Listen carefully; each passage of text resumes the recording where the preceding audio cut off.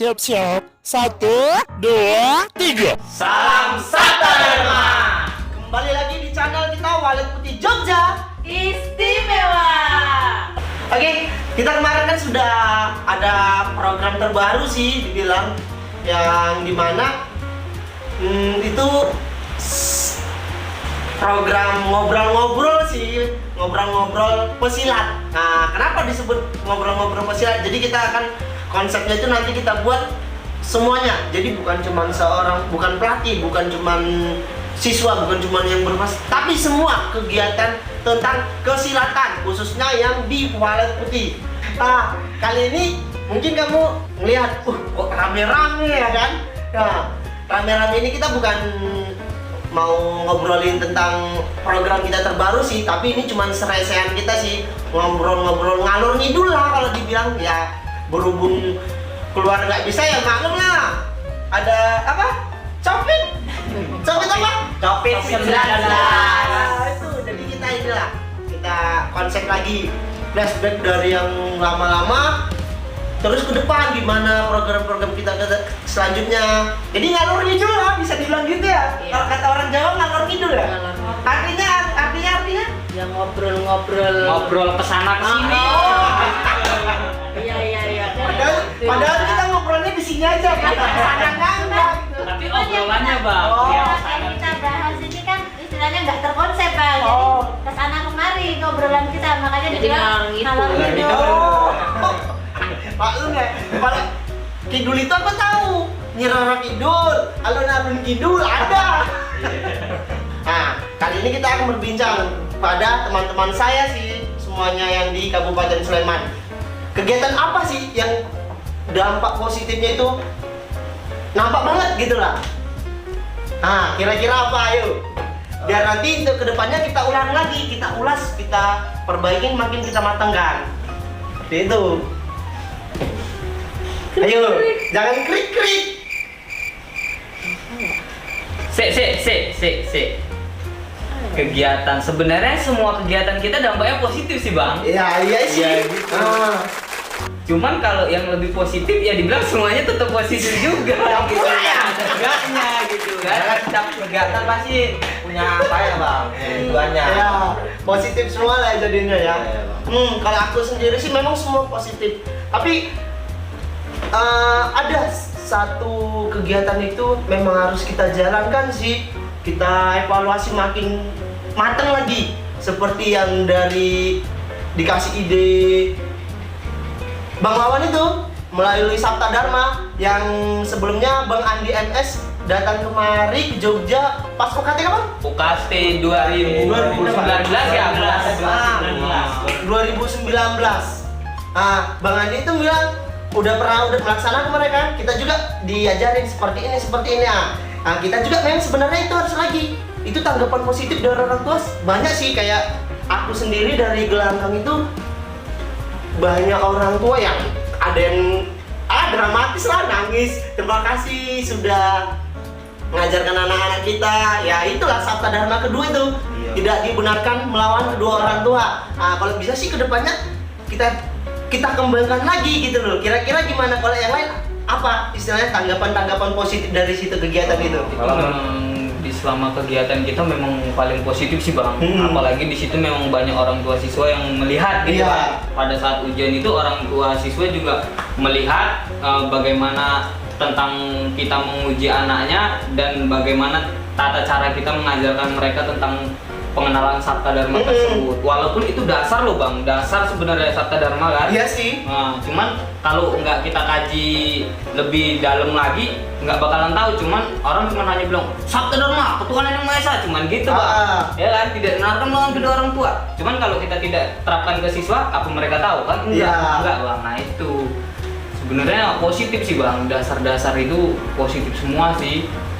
Nanti kalau untuk mengulasnya lagi bisa sih kita buat, cuman kalau untuk saat ini kan belum bisa karena kondisi sedunia ini ya bang. Dunia. Apa? Diserang dunia. Covid. COVID-19.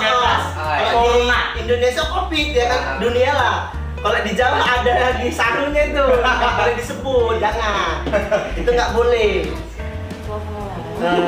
Makanya kegiatan kita pun di 2020 ini banyak terkendala sih bang. Ya sih sebenarnya. Karena apa ini bang, kita pun ya kayak contoh penyakit ini pun sebenarnya sulit untuk keluarkan, apalagi kita udah di setiap wilayah lockdown gini kan bang. Nah, jadi sulit untuk keluar beraktivitas. Paling kita beraktivitas hanya di luar rumah, habis itu masuk lagi ke rumah, cuma sebatas rumah aja gitu kan bang. Apalagi anak-anak biasanya kita terapkan kalau bisa ya latihan di rumah juga di grup itu ya kan bang, untuk latihan Online itu lagi tenar sih sekarang. Umpamanya contohnya kayak push up, sit up ya kan, tendangan gitu. Jadi anak-anak nggak mungkin di rumah aja, nggak terpaku di rumah aja. Jadi nggak bosen dia di rumah aja. Umpamanya nonton TV, main HP apa segalanya. Kalau umpamanya kita buat latihan tiap hari, kita kasih gerakan kan kayak gini deh. Jadi kita sering-sering diulang anak-anak kan, jadi kita pas waktu latihan nanti tiba saatnya latihan kita nggak pernah ngulang lagi ke anak. Iya bener. Jadi sudah anak itu udah tahu gerakan ini, kita tinggal memberikan lagi tambahannya gitu bang. Nah itu kan tentang karena suasana sekarang sih nggak bisa kita kembangkan kan. Paling nanti setelah ini sih ngomong-ngomong itu. Nah nanti kita lupakan dikit lah apa itu tentang pelaksanaan kita kemarin yang pengajaran tentang Sabta Dharma itu. Bicara tentang COVID-19, latihan online ya tadi dibahas. Siswa Mbak Indah ada tuh yang latihan online, gimana Mbak? Dijelaskan. Ya karena untuk saat ini kan semua gelanggang nggak bisa latihan di gelanggang masing-masing. Karena semua pembelajaran lewat online, jadinya kita pun juga harus mengikuti metode dari sekolah juga, belajar online di rumah. Tapi kan semuanya itu bagaimana belajar kita ngasih kegiatan sama anak, tapi tidak membuat anak itu lelah. Tapi bisa menambah imun tubuh anak itu sendiri untuk melakukan kegiatan. Jadi kita kasih aja kegiatan yang ringan-ringan seperti mungkin skipping, tapi di saat pagi hari ya di sinar matahari lakukan skipping. Itu kan udah membantu meningkatkan daya imun juga. Satu, yang kedua mungkin bisa tendangan atau mungkin push up, nggak usah banyak-banyak. Yang penting di saat jadwalnya latihan, biasanya kalau jam kegiatan belajar mengajar seperti biasa umpamanya hari Rabu atau mungkin hari Selasa. Nah setiap hari Selasa atau setiap hari Rabu itu kita umumkan di grup, anak-anak latihan hari ini, latihannya ini, umpamanya hari ini sit up 10 kali. Habis itu nanti entah mungkin penghafalan Sabta Dharma atau mungkin yang lain seperti lambang perguruan, pengetahuan lah, dari pengetahuan ya Mbak. Itu juga harus kita sisipkan sedikit-sedikit, jadi itu sangat bermanfaat juga untuk kita sebagai pelatih dan juga untuk anak sebagai tambahan kegiatan juga. Apalagi seharusnya kita bulan ini udah UKT ya kan, terlambat karena ini jadi kan untuk persiapan kedepannya untuk persiapan ke depan kita itu tidak terlalu kelabakan karena mengantisipasi anak-anak tendangan dasar. Wah, gara-gara lupa lama nggak latihan bang, berapa bulan kan udah jadinya tendangan dasar. Walaupun nanti kalau seumpamanya pelatih perlu ngasih tutorial, nggak apa-apa, kita kasih kita video, kita lakukan gerakan ini, baru kita kirim. Nanti anak-anak silahkan mengikuti gerakan ini. Iya, bisa gitu sih.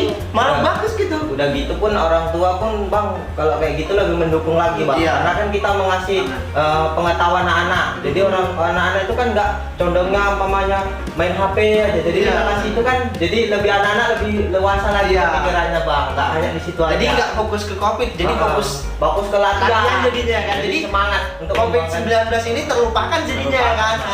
Hal yang paling menarik sih itu. Jadi sebenarnya COVID-19 ini karena sosial media ini sih makin berkembang, dibahas, apa-apa dibahas. Gimana caranya COVID-19 ini sebenarnya hidup ya? Sebenarnya kegiatan kita dengan bisa banyak juga kegiatan. dengan banyak kegiatan salah Masyarakat satunya. istilahnya masyarakat itu banyak dengan kegiatan, jadi mereka melupakan COVID. Iya, Karena benar. kalau semuanya berfokus sama COVID, istilahnya jadi cemas. Kecemasan itu tadi melemahkan daya tahan tubuh kita. Sedangkan yang dibutuhkan saat ini adalah daya tahan tubuh kita, imun kita bagus, otomatis virus itu tidak gampang masuk ke dalam tubuh. Makanya kalau umpamanya seperti anak-anak sendiri, kita kasih kegiatan-kegiatan yang positif, tapi dalam tanda kutip jangan terlalu memberatkan anak-anak, bikin anak-anak itu terlalu capek. Karena kan kondisinya udah kayak gini, jadi udah kondisi stres, ditambah lagi kegiatan-kegiatan yang membuat anak-anak capek, otomatis kan mereka juga nanti makin banyak mengeluh. Kasihan juga, jadi makin bukan imunnya menambah tapi malah menurun, makin stres kan gitu. Nah sama itu juga kemarin lihat apa di grup, kebetulan kan aku masuk grup juga, grup siswa SD Sedayu, kebetulan gelanggangnya Kak Rila nih. Nah di situ ada pembahasan kapan latihan, gimana Kak tanggapannya itu? Iya karena anak-anak kan kangen ya kan latihan itu, karena rame-ramenya itu ketemu sama teman-teman. Ya jadi karena ini Kak, gimana nih Kak, kok kayak gini ya terus saya lah kan bang jadi pelatihnya. Itulah bilang ya udah latihan aja di rumah sendiri. Nanti kalau udah latihan tolong minta videokan orang tua, kirim ke kakak. Jadi kalau ada yang mau bisa ditanya, tanyalah ke kakak. Jadi kalau Kak kalau lupa ya kan bang, namanya tendangan dasar itu yang kayak apa sih, bentuknya kakinya gimana gitu. Nah jadi nanti bisa saya video juga, saya kasih tahu lah ini tendangannya kayak gini gitu loh bang. Jadi ya gelanggang baru tuh ya? Baru berapa bulan itu loh bang gelanggangnya. Libur apa kali liburnya. Kalau apa lang, jangan diam-diam aja kau. Oh kalau dia masih ada kegiatan.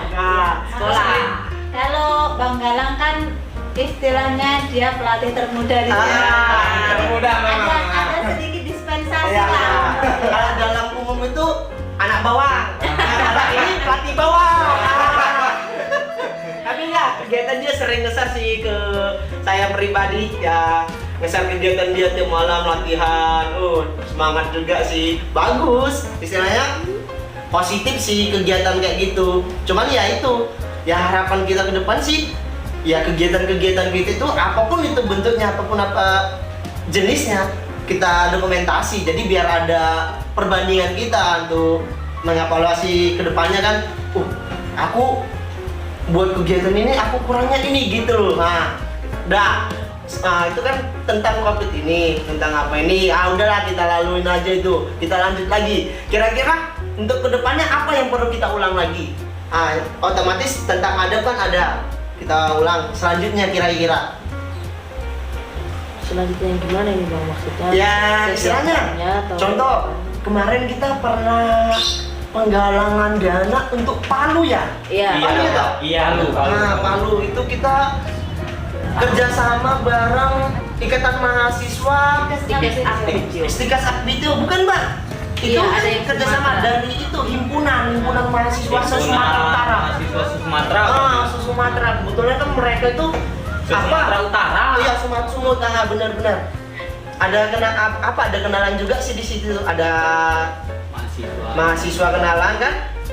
Bang, mau nggak ikut bareng ini? Ayo, ya kerjasama lah di situ lah. Mereka buat kegiatan konser, kita ya peragaan ya dengan cara itu sih. Mari kita penggalangan dana ya kan. Biasanya kan orang galang dana pakai kardus, pakai apa? Di pinggir jalan. Diminta. Kalau kita kan beda, versi silat dong. Silaga. Kenapa?